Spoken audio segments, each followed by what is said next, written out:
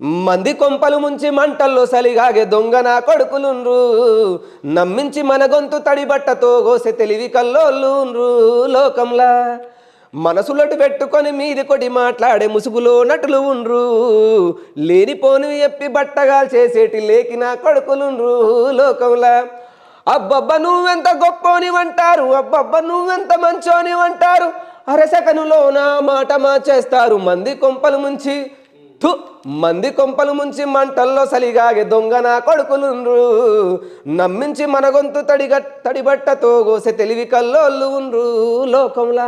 Super ball భాయ్, చాలా అద్భుతంగా వాడినావు కదా. అంటే ఇప్పుడున్న పరిస్థితులను బట్టి వాడాలనిపించింది నీకు అన్నట్టు. అంటే నేను చేసిన ప్రతి పాట కూడా జనానికి తొందరగా కనెక్ట్ అయ్యే పాట. అది 1.5 year నుంచి నన్ను దాన్ని ఫిలప్ చేయాలా, అసలు ఇస్ బ్యాక్ అనిపించుకోవాలా అంటే మనుషులు వాళ్ళ ప్రవర్తనలు వాళ్ళ రూపాలు అంతా కూడా మోసం చేస్తారు అనేది నీకు పర్టికులర్గా ఎందుకు ఎక్స్పీరియన్స్ అయిందంటే అంటే అనుభవించిన కదా. సమాజంలో అందరూ ఒకేలాగా ఉంటారు కదా, కానీ నీకు అట్లేదు కనిపిస్తుంది. కానీ ప్రతి ఒక్కరి జీవితంలో ఇప్పుడు నేను రాసిన పాటలో ప్రతి ఒక్కరికి నాది అనుకునేలాగా ఉంటుంది, నా ఒక్కరికి పరిమితం చేసుకుంటారు పాట. ఇది నా పాట అనుకుని స్టేటస్ పెట్టే వాళ్ళు ఉంటారు. సో నేను రాసిన ప్రతి పాటల్లోనూ ఫర్ ఎగ్జాంపుల్ ఒక రామ్ గోపాల్ వర్మ లక్క ఆయన అన్న రియాలిటీ చూపిస్తాడు, ఉన్నది ఉన్నట్టుగా. ఎవరు ఏమన్నా అనుకోని నాకు సంబంధం లేదు, చరిత్రలో జరిగిందే చూపిస్తాడు చరిత్రలో. సో నేను కూడా అంత నా రియల్ లైఫ్ లో జరిగింది చూపిస్తా, ఉన్నది ఉన్నట్టుగానే ప్రతి ఒక్కరు ఓన్ చేసుకొని ఇది నాదే అనుకునేలాగా.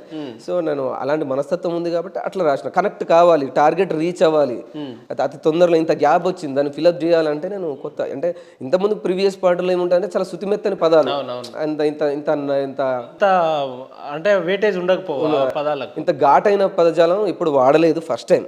అది ఫుల్ పాట వేరే లెవెల్ ఉంటుంది, నెక్స్ట్ లెవెల్ యాక్టింగ్ కానీ డైరెక్షన్ కానీ.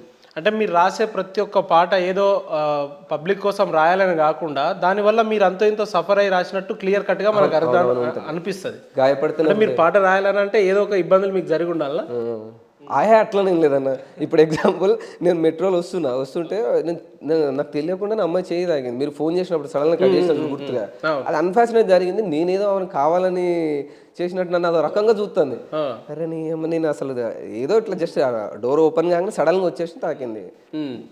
దానికి ఆమె అట్లా రియాక్ట్ అంటే కలిసి కొద్దిగా మనిషిని అట్లా అంటే అలాంటి సంఘటనలు ఏదైనా అయి ఉండొచ్చు. ఇప్పుడు మెట్రోలో కింద నడుచుకుంటూ వచ్చినప్పుడు అడక తినే వాళ్ళే కావచ్చు, కట్టుకోవడానికి బట్టలు లేని వాళ్ళు, తినడానికి తిండి లేని వాళ్ళు, ఏదైనా సంఘటనలు హిజ్రాలే కావచ్చు, వేశ్యలే కావచ్చు, రైతులే కావచ్చు, పొలిటికల్సే కావచ్చు, ఏదైనా కావచ్చు.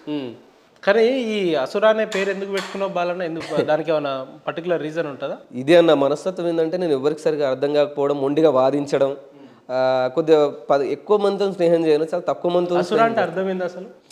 అసుర అంటే మామూలుగా మీరు గూగుల్లో సెర్చ్ చేస్తే ఇప్పుడు బొందల మీద నివసించేవాడు, రక్తాన్ని తాగేవాడు, దేవతల్ని ఎదిరించేవాడు, అఘోరా ఇలాంటి పదాలు వస్తాయి బొందలలో ఉండేవాళ్ళు. కానీ నాకు ఎందుకో నచ్చింది. ఆ టైంలో జైలు అవకాశం రిలీజ్ కావడం, ఎన్టీఆర్ గారి సినిమా రసున అది అసుర అసుర అసుర రావణాసుర అనే సాంగ్ ఉండడం, నా మనస్తత్వం కూడా కొద్దిగా విలనిజం మనస్తత్వం. అంటే మీరు ఎంతసేపు తెర మీద కాకుండా ఆఫ్ ది రికార్డ్ కూడా అట్లే ఉంటారా? ఆఫ్ ది రికార్డ్ అంటే మరీ అంత ర్యాష్ ఉండ. ఓకే, పరిస్థితి ఇప్పుడు మనం పుట్టి పెరిగిన వాతావరణ పరిస్థితులు, లైఫ్ని ఎంజాయ్ చేయాలంటే అంత ఈజీగా నేను ఎంజాయ్ చేయలేను. సరే, ఇప్పుడున్న పరిస్థితులలో మీ జీవితానికి ఏంటి అసలు? ఎంతసేపు ఈ పాటలు రాయడం, వీడియోస్ చేయడం వల్ల, లేదంటే అందరి లెక్క పెళ్లి చేసుకోవాలి, ఒక మంచి జీవితం గడపాలి, అట్లా ఏమైనా ఉందా? ఎందుకు పెళ్లి చేసుకోవాలి, నేను చేసుకోవాలి, ఇది జస్ట్ నా డ్రీమ్ రీచ్ కావడం కోసం. బాలన్న, మీరు ఈ రకంగా ఇంత వీడియోలు చేస్తుంటే ఏ అమ్మాయి పెళ్లి చేసుకుంటుంది మరి మిమ్మల్ని? ఊకి ఇట్లా ఉండే కదన్న, మిగతా టైంలో నార్మల్ డ్రెస్సింగ్ సింపుల్ గానే ఉంటా. ఇప్పుడు ప్రాక్టీస్ ఇంకా భవిష్యత్తులో ఇంకా పాటలు రాయాలనే ఆలోచనలు ఉన్నారా? ఇంకా ఉన్నా కంటిన్యూ ఉన్నా రాస్తా, ఇంకా రాయాలి, అంతే ఏదో ఒకటి చేయాలి, చేసి జనాలకి ఒక సోషల్ మీడియాలో ఒక.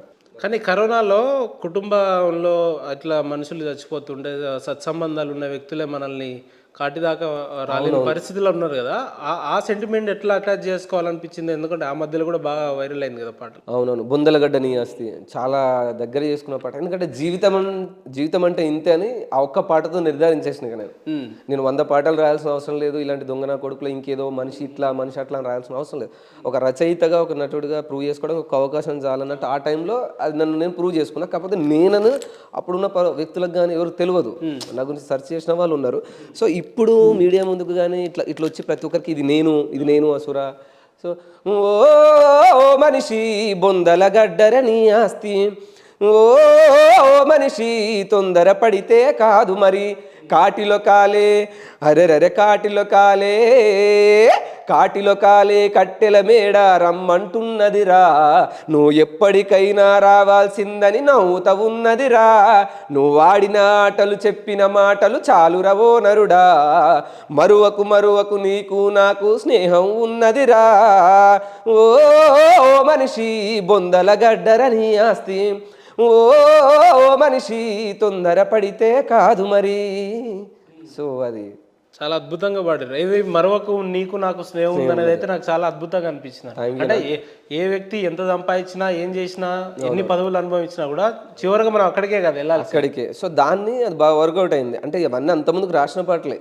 అంత ముందుకు అంటే మీరు ఎట్లా రాసిర్రు అంటే శ్మశాన వాటికలు మాట్లాడితే ఎట్లుంటుందో దాన్ని మీరు బయట ఎలివేట్ చేయాలని. అవును, ఎలివేట్ చేయాలి. చాలా తక్కువ మందికి వస్తుంది ఆలోచన.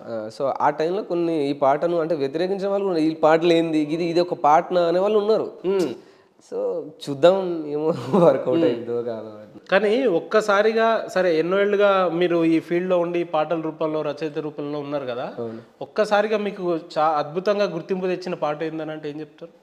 వెల్లురా ఓ మనిషి వెల్లురా బాగా జనాలకు తెచ్చేది అదే. నన్ను గంగిరెడ్డి నుంచి ఎవరు ఈ బాలు అనేది ఒక డిస్కషన్ వచ్చింది. అప్పటి నుంచే తెలుసు. అంత ముందుకు ఇన్ని పాటలు చేసిన నేనెవరో తెలియదు.